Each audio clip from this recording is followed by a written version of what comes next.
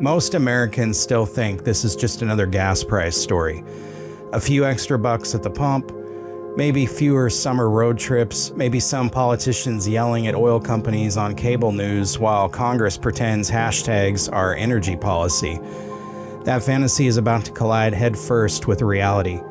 Because this is not a price spike, this is a supply collapse. The Strait of Hormuz has been effectively shut down since March 4th after the US-Iran-Israel conflict exploded into open regional warfare. 20% of the world's oil supply got trapped behind a maritime choke point overnight, and now the stored reserves the world has been living off of, they're running out. We are entering the phase where governments stop asking how expensive fuel is and start asking who still gets access to it. Tonight on Behind the Line, we break down the oil shock of 2026, why experts are warning rationing could begin within weeks, and why the American cost of living crisis is about to become something much uglier.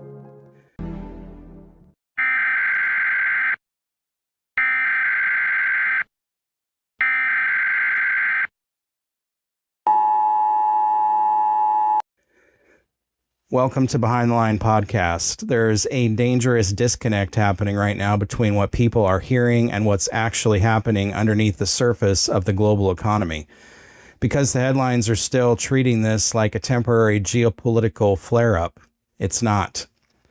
This is the largest energy security crisis of the modern industrial era. And before somebody in Washington starts screaming misinformation because reality makes them uncomfortable, let's establish something right now. Modern civilization runs on diesel, not tweets, not climate conferences, not government press briefings, diesel.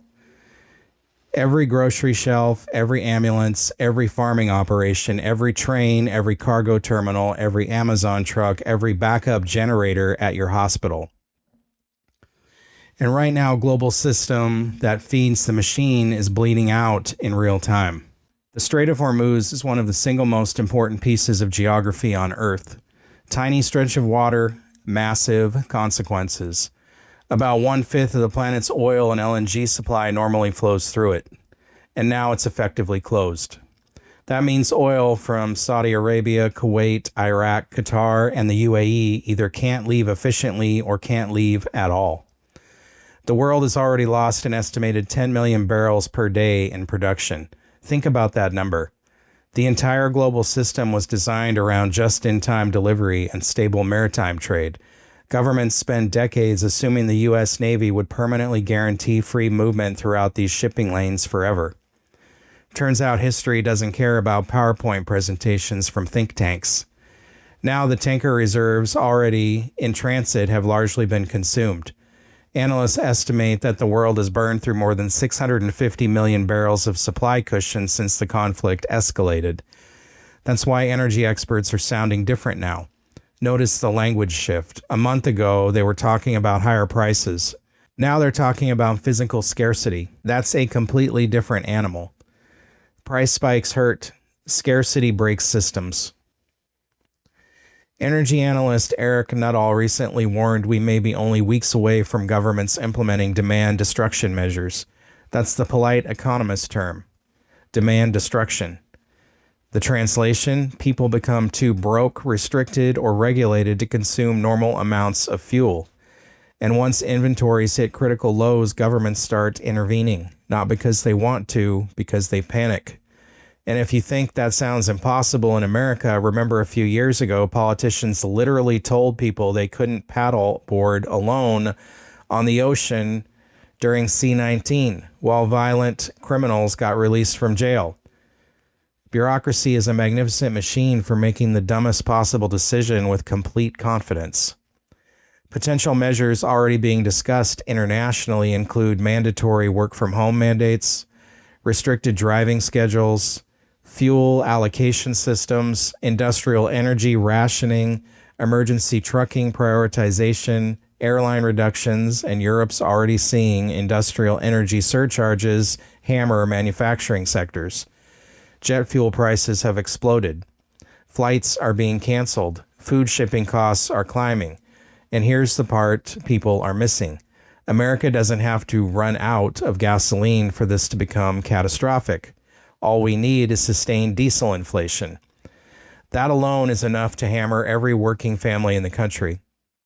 Diesel is now functioning like an invisible tax on the entire economy. Freight companies don't absorb those costs, they pass them on to you.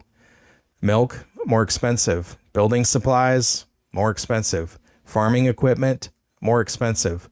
Medical transport, you guessed it, more expensive. Diesel prices in the U.S. have surged roughly 50% over baseline levels. Washington State and California are getting hammered even harder because the West Coast already has structurally high fuel costs before this crisis even started. And this is where policy decisions start colliding with reality. You cannot simultaneously cripple domestic refining capacity, overregulate the energy infrastructure, and discourage drilling investment, attack pipeline development, and then act shocked when the supply shocks destroy affordability. Physics doesn't negotiate with campaign slogans. The working class always pays first. Always. The wealthy still fill their tanks. Politicians still get motorcades. Government agencies still get fuel contracts. The guy driving 40 miles to work in Tacoma or Spokane, he's the one deciding whether groceries or gasoline gets paid first this month. Now, if you live in Washington State, this crisis feels even worse because Washington drivers are getting hit with a combination of global instability and state-level policy costs all at the same time. As of this week, Washington's average gas price is sitting around $5.77 per gallon, with parts of the Seattle metro pushing dangerously close to $6 a gallon. That is not normal inflation anymore. That is economic pressure changing household behavior in real time. And before this next projected spike even hits, Washington already has the second highest fuel prices in America behind California. That didn't happen by accident. It's the result of what can only be described as a perfect storm. The big three. Number one, the global conflict premium. The Middle East conflict and the Strait of Hormuz disruption have already driven oil prices sharply higher worldwide. Even states with cheap fuel are getting hammered. But Washington was already structurally expensive before the global crisis began, which means every international shock now hits the state like a multiplier. Number two, Washington's Climate Commitment Act. The state's Cap and Invest carbon program is currently adding an estimated 52 to 58 cents per gallon directly into fuel prices. Supporters call it climate accountability. Critics call it an invisible fuel tax on working families. Either way, drivers are paying for it. Right now, every single fill-up. Number three, the state gas tax. Washington's base gas tax already sits at 55.4 cents per gallon, one of the highest in the nation. And when you stack state gas taxes, federal gas taxes, carbon compliance costs, and low carbon fuel mandates, Washingtonians are paying roughly $1.36 per gallon in taxes and regulatory costs before the fuel even gets calculated. Think about how insane that sentence is. You're paying over $1 in government-imposed costs before gasoline even enters your tank. And the brutal part? Analysts say this still may not be the peak. Washington's expanding low-carbon fuel standard requirements, refinery maintenance schedules, and the switch to summer blend gasoline are expected to push prices another 15 cents higher almost immediately. And then comes the automatic tax escalator. Starting July 1st, Washington's gas tax is scheduled to automatically rise 2% annually tied to inflation. So even if oil markets stabilize later, state-imposed fuel costs keep climbing anyway. That's the direction policymakers intentionally chose. And the difference becomes painfully obvious once you cross state lines. Washington drivers are starting at $6 fuel. Meanwhile, Oregon averages around $5.15. Idaho sits near $4.41. That's not geography, that's policy. And whether people support those policies or oppose them, the economic consequences are no longer theoretical. They're sitting on every receipt at every gas pump in the state. That's the reality. Now, into this chaos comes President Trump proposing a temporary pause on the federal gas tax, and politically it makes perfect sense. People are furious. The federal gas tax is about 18.4 cents per gallon, so suspending it would provide at least some short-term relief psychologically and financially. But let's be brutally honest here. An 18-cent tax pause doesn't fix a global supply collapse. It's a bandage on arterial bleeding. The core problem is not taxation anymore. The core problem is physical availability. You can cut taxes all you want. If the world is missing millions of barrels per day, prices will still surge because markets respond to scarcity. That doesn't mean the proposal is meaningless. For working families barely surviving inflation already, every dollar matters. But Americans need to understand the scale of the crisis honestly, not through election year theater from either side. This is bigger than Republicans versus Democrats. This is industrial civilization versus supply chain math. The United States has been leaning heavily on the Strategic Petroleum Reserve to keep prices from going completely nuclear. But here's the problem. The reserve isn't infinite. Current estimates put the SPR around 392 million barrels, and we're burning through emergency reserves at roughly 5 million barrels per week. That's the National Emergency Piggy Bank. And every week this conflict drags on, the cushion shrinks. Now ask yourself the uncomfortable question nobody in Washington wants to answer publicly. What happens if another major disruption occurs while reserves are already depleted? Hurricane season, cyber attack, domestic refinery attack, expanded regional war. You start stacking crises on top of each other, and eventually even the world's largest economy starts running out of options. Empires don't collapse because somebody gives a dramatic movie speech. They collapse because logistics fail. Rome learned that. Every empire since learned that. Apparently, modern governments decided they were exempt from history because they had social media managers. And now we've crossed into territory that should make every American pay attention, because this week the Trump administration announced it's loaning out another 53.3 million barrels from our Strategic Petroleum Reserve. Not selling, loaning. That sounds responsible at first glance until you understand what's actually happening. This is essentially America pawning part of its emergency backup system in hopes the crisis gets better later. Energy companies take the oil now to keep refineries running and prevent gasoline prices from exploding even higher. In theory, they repay the oil later with interest. And not financial interest, oil interest, up to a 24% premium in physical crude, which means the government is effectively betting that future supply conditions will improve enough for companies to comfortably return those barrels later. That is an enormous gamble, because if this war drags on or expands or another major disruption hits, the United States may find itself needing emergency reserves that no longer exist. And here's the part that should really concern people. The SPR is now sitting roughly at 384 million barrels. Back in 2010, it held over 726 million. We've effectively cut America's emergency energy buffer nearly in half. And remember, the United States uses around 20 million barrels of oil per day. So the entire emergency reserve now represents less than 3 weeks of national consumption. 3 weeks. That's it. That's the backup plan for the world's largest economy. 3 weeks. And before someone screams, but America produces its own oil, yes, we do. But refining, transport, logistics, import blending, and global pricing mechanisms still matter. A modern economy is not a light switch. You cannot simply yell energy independence into a microphone and manifest refinery capacity out of thin air. If politicians could solve physics with speeches, California already would have affordable electricity and a functioning bullet train. Now let's talk about the political elephant in the room. Midterm elections are in November, and historically high gas prices are political cyanide for whichever party is in power. Average gasoline prices are already pushing around $4.52 nationally, with parts of the West Coast much higher.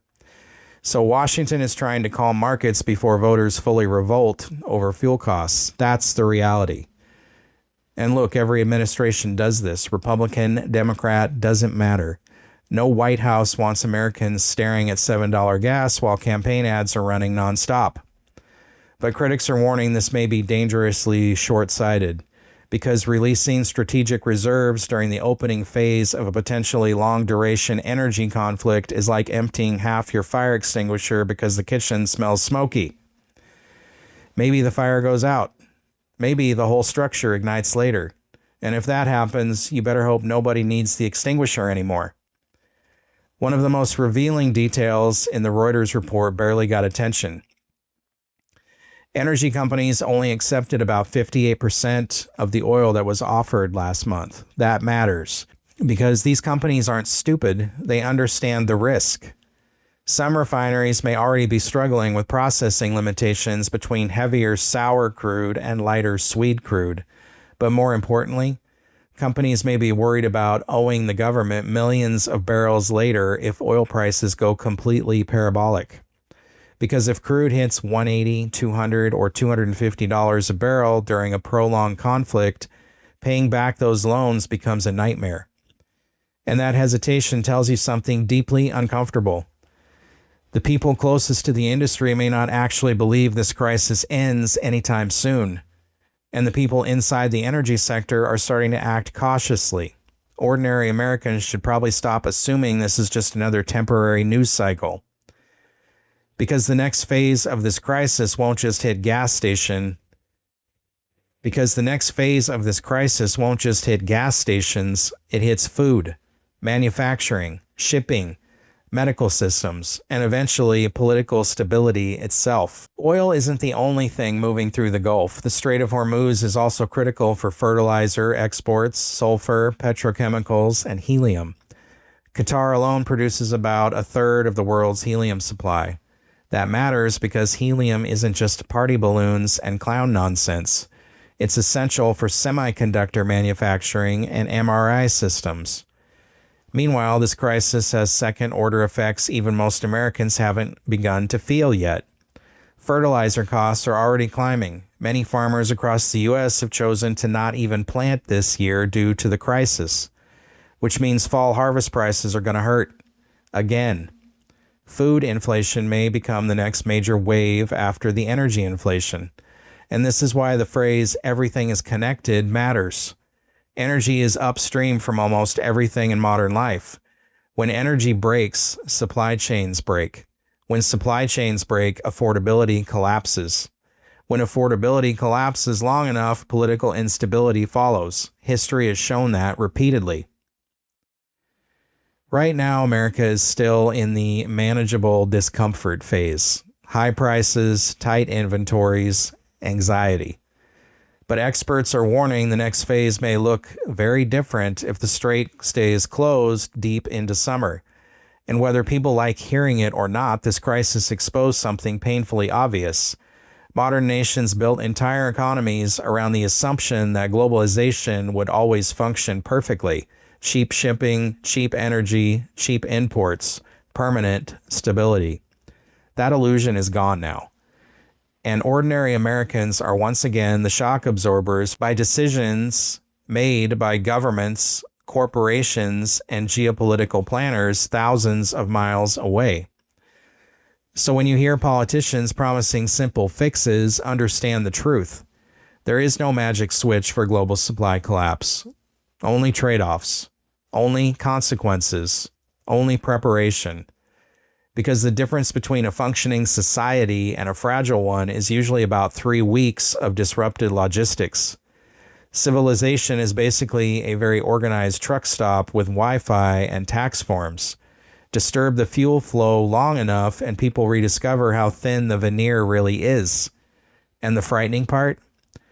We may be about to find out exactly how thin that is.